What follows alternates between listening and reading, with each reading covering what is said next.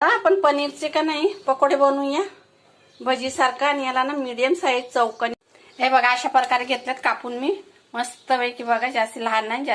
चला आता हे आपण मसाले हिरवं वाटण, जिरा पावडर, हळद, लाल तिखट, धनिया powder, chilli sauce, chicken chilli.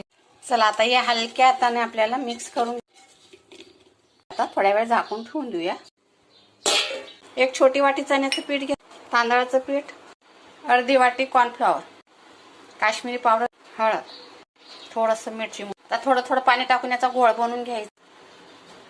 हे बघा असं बनवायचं, जास्ती पातळ नाही। आता हे ब्रेड कम बनवून घेतलंय मी, ब्रेड होत। चला 10 मिनिटं ठेवलं होतं झाकून। आता एक एक पीस याच्यात टाकायचा आणि ब्रेड कमवर लावायचं।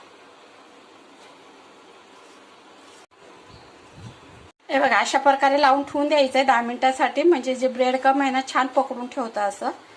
चला आता सगळे मी बनवून एका चमचा तेलामध्ये पण करू शकता आणि तळून पण काढू शकतात, हे पण दाखवत आहे तुम्हाला।